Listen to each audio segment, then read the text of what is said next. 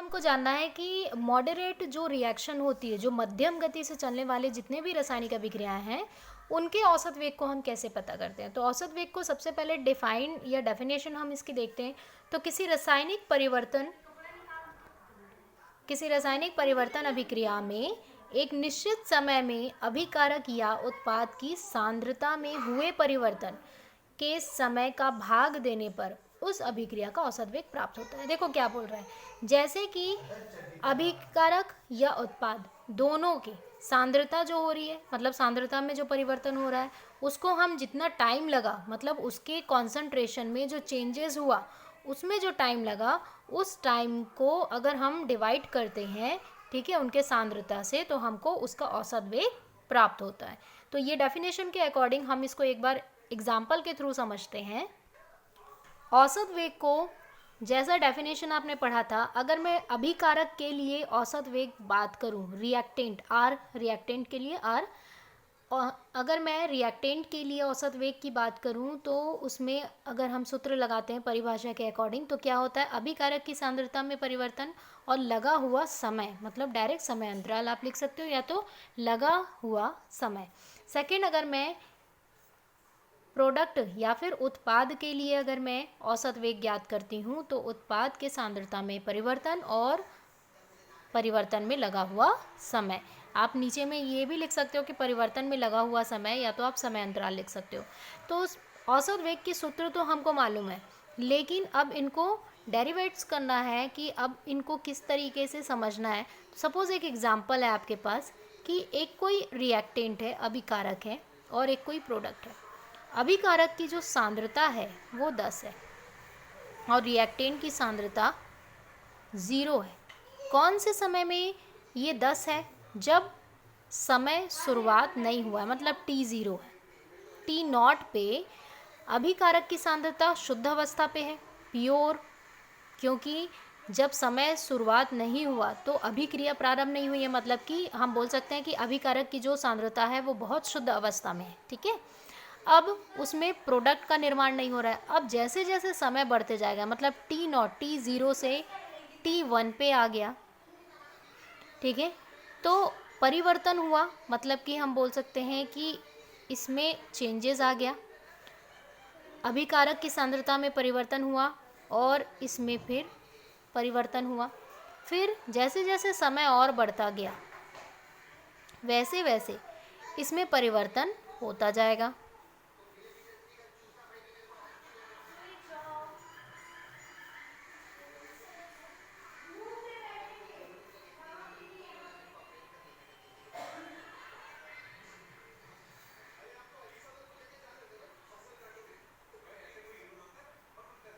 अब देखो, यहाँ पे मैंने किया कुछ नहीं है। जब रिएक्टेंट शून्य, मतलब समय शुरुआत नहीं हुआ था, तो उसके अभिकारक की जो सांद्रता थी वो 10 थी, मान के चलो, और इसकी 0। जैसे जैसे 1 सेकेंड बीता, 8 और ये 2, मतलब इसमें 2 की कमी हो रही है और इसमें 2 की क्या हो रही है, बढ़ोतरी हो रही है। मतलब इसमें क्या हो रहा है, कम हो रहा है, उसकी सांद्रता में कमी आई, इसमें क्या हो रहा है, उसकी सांद्रता में बढ़ गया, 2 बढ़ गया। फिर यहाँ पे 2 सेकेंड में हमारा और कमी हो गया, 2 की और कमी हो गई, इसमें 2 की और वृद्धि हो गई। फिर इसी तरीके से आप देखोगे तो एक स्थिति ऐसी आ रही है कि जिसमें 5 सेकेंड में इस रिएक्टेंट कंप्लीटली प्रोडक्ट का निर्माण कर देता है, मतलब वो 0 हो जाता है और इसकी और प्रोडक्ट की सांद्रता क्या हो जाती है, शुद्ध अवस्था पे चली जाती है। तो इसमें क्या हो रहा है, प्रोडक्ट की अवस्था शुद्ध अवस्था में कब जा रही है, जब समय बढ़ गया, और जब समय स्टार्ट नहीं था तो रिएक्टेंट अभिकारक की जो सांद्रता थी वह शुद्ध अवस्था में थी, ठीक है। अब मान के चलो कि आपने कोई टाइम ले लिया, टाइम पीरियड, आपको मैंने बोला कि t0 से 5 सेकेंड तक की। अब मैं बोल रही हूँ, मान लो ये आपका मिल्क है ना, वो था, चाय था, चाय मतलब यहाँ पे आपने दूध, पानी, चाय पत्ती, शक्कर, सभी चीज़ डाला, सभी रिएक्टेंट डाले, और यहाँ पे चाय बन रहा है।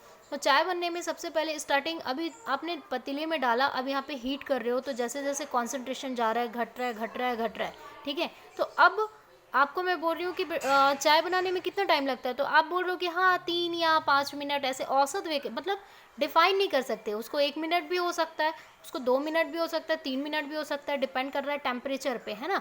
तो औसत बता रहे हो आप, एकदम फिक्स नहीं बता रहे हो कि इतना ही टाइम लगेगा। आप एकदम मतलब फिक्स नहीं बोल रहे हो आप। मे बी हो सकता है कि 5 मिनट लगे, मे बी हो सकता है कि वो 4 मिनट में ही कंप्लीट करे।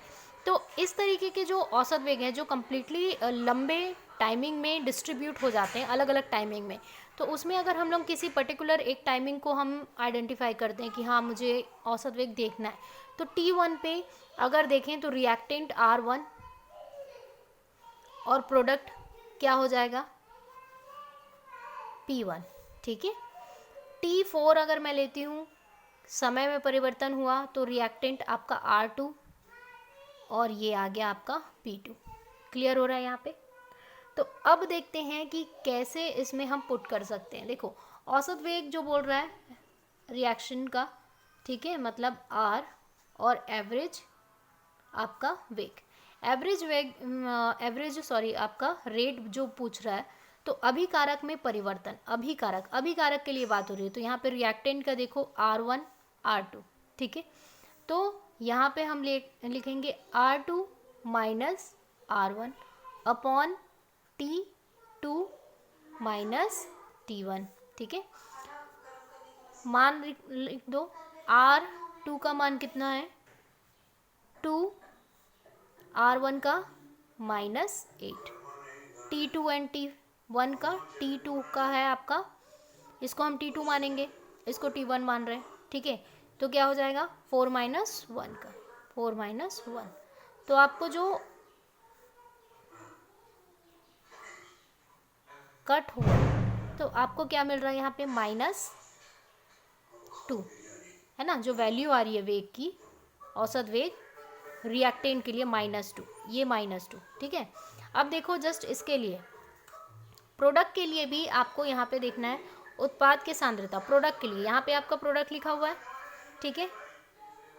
तो P2 minus P1 upon T2 minus T1, मान पुट करो, P2 8, P1 2, मतलब 8 minus 2 upon 4 minus 1 is equal 6 upon 2 is equal 3 is equal 2।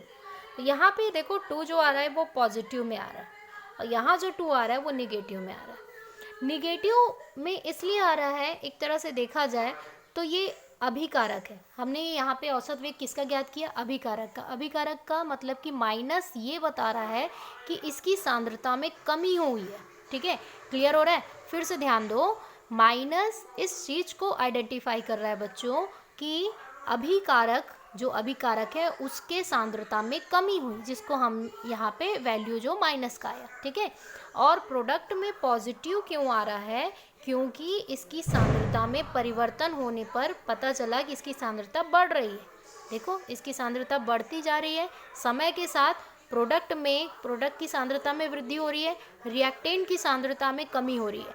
जैसे जैसे समय बढ़ते जा रहा है अभिकारक की सांद्रता, तो इसमें क्या हो रहा है, आपका रिएक्टेंट के जितने भी आपके सांद्रता है उनमें क्या हो रही है, कमी हो रही है। जैसे जैसे समय बढ़ रहा है उसमें कमी आ रही है, और जैसे जैसे समय बढ़ते जा रहा है प्रोडक्ट की सांद्रता में क्या हो रहा है, वृद्धि हो रहा है।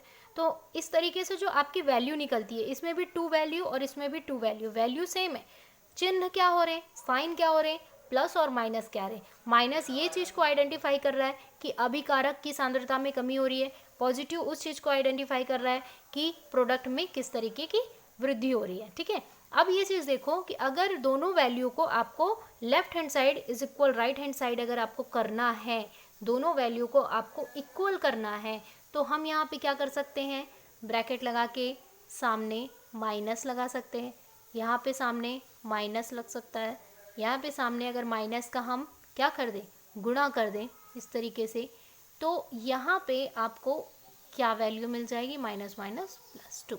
तो हम बोल सकते हैं कि जो अभिकारक का सांद्रता होता है वो इज इक्वल टू किसका, उत्पाद के सांद्रता के बराबर होता है, ठीक है। तो दोनों के जो सांद्रता होते हैं वो एक दूसरे के समानुपाती होते हैं, बस समय के साथ दोनों की सांद्रता में परिवर्तन होता है, एक में कमी होती है, एक में वृद्धि होती है। यहाँ पे ये चीज़ क्लियर हो गया आपका, ठीक है। नोट्स आप लोग देख लो, चाहो तो इस तरीके से एग्जाम्पल में, ये एग्जाम्पल के लिए ही सिर्फ समझाई हूँ ताकि आप औसत वेग को क्लियर कर सको, ठीक है, और पॉजिटिव नेगेटिव क्यों लगता है। अब ये चीज़ देखो कि यहाँ पे आप इस चीज़ को, इस फॉर्मूला को मॉडरेट कर सकते हो, मतलब आप इसको नए तरीके से लिख सकते हो। देखो, आपका वेग बराबर रिएक्टेंट के लिए R2 माइनस R1, जिसको हम लोग परिवर्तन को हम किसके लिए दर्शाते हैं, डेल्टा R, और इसके लिए अपॉन डेल्टा T।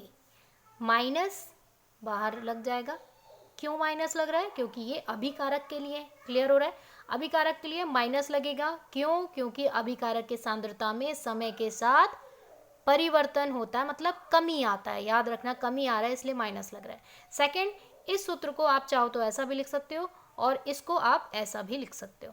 आगे देखते हैं, इसमें प्रोडक्ट के लिए जो सूत्र बनेगा, वेग इज इक्वल